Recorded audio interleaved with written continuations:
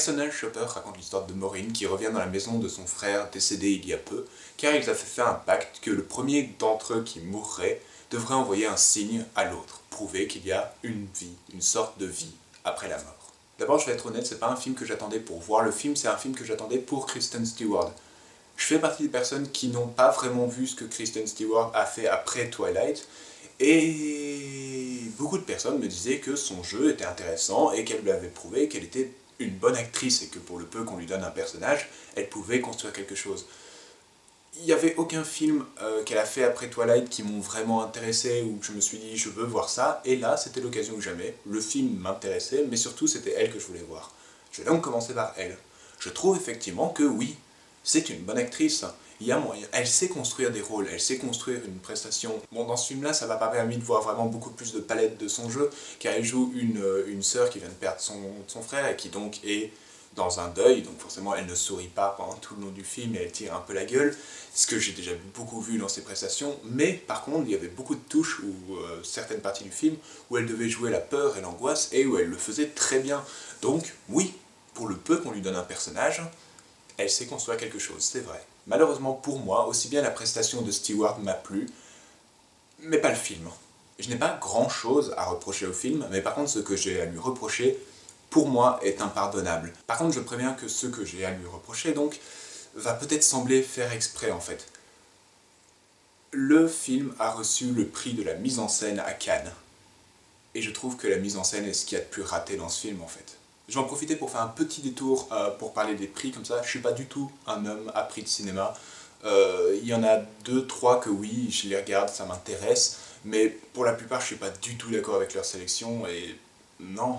2 des prix auxquels je ne fais absolument pas confiance, c'est Cannes et les Césars.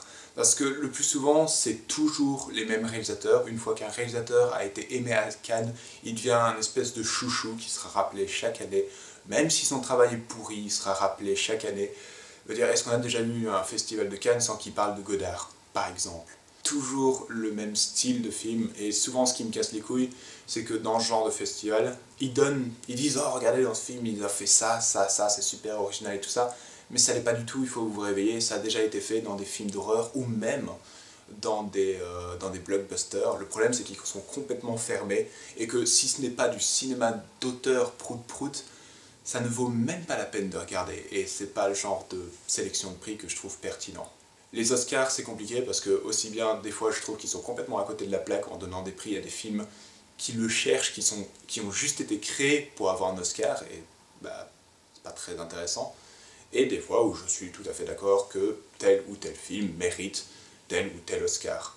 Les seuls vrais prix que je regarde, parce que le plus souvent leur sélection est intéressante et effectivement donne des choses nouvelles et de nouveaux réalisateurs à voir et des nouvelles idées de mise en scène, c'est les prix Sundance qui, eux, pour le coup, oui, je les trouve assez intéressants à regarder.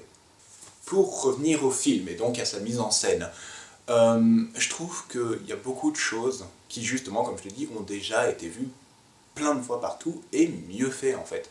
Il y a donc certaines scènes de nuit où tu as Kristen Stewart qui se balade dans un manoir très sombre où elle n'allume pas les lumières et où elle cherche de faire un contact avec un fantôme.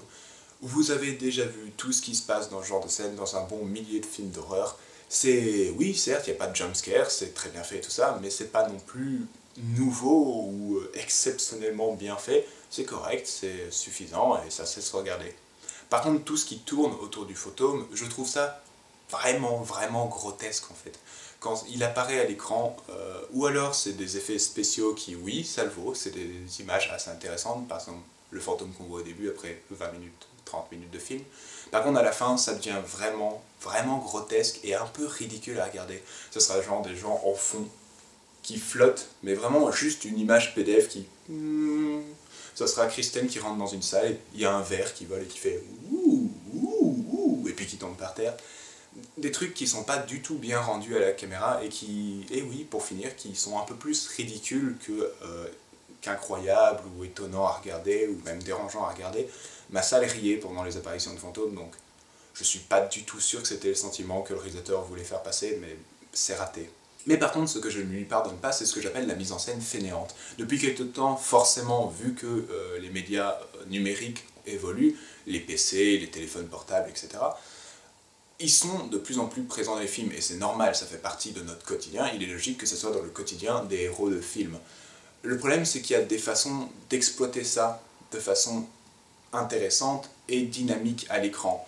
Quand je vois que ça a mérité le prix de la mise en scène, alors qu'on passe bien 40 minutes du film, sur un film de 1h40, à voir des gens assis qui ne font rien à part tapoter sur un PC ou tapoter sur un GSM, je suis désolé, mais c'est de la mise en scène chiante à filmer, chiante à jouer, et je comprends pas comment est-ce que qui que ce soit peut être réceptif à ça. Il y a énormément de scènes où, en gros, on vous filme juste un téléphone en grand plan, et vous regardez des textes qui se répondent.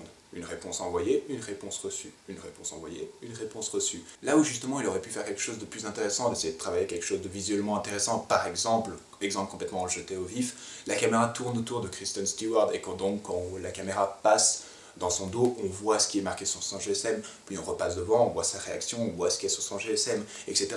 Rien que ça aurait été plus intéressant et d'une façon plus mise en scène de montrer la chose. Là, c'est juste, on vous fout un énorme gros plan d'un écran d'iPhone et c'est tout.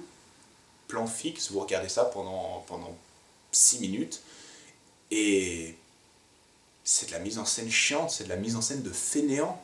Donc vraiment, en global, après 3 quarts de film, je m'étais juste dit, le film n'est pas mauvais, mais c'est très mal mis en scène, donc je ne comprends vraiment pas où est-ce qu'il est allé piocher ce prix. J'ai hésité vers la fin du film à lui donner un 11. Le problème, c'est que je trouve la fin aussi extrêmement commune et assez simpliste. Donc, non. Si je devais donner une cote à Personal Shopper, ce serait un 9 sur 20. Comme toujours, merci d'avoir regardé cette vidéo. Si elle vous a plu, vous pouvez aimer la vidéo, la partager, vous abonner à ma chaîne et la partager aussi. J'ai une page Facebook, Twitter, et je vous retrouve la prochaine fois pour une nouvelle critique.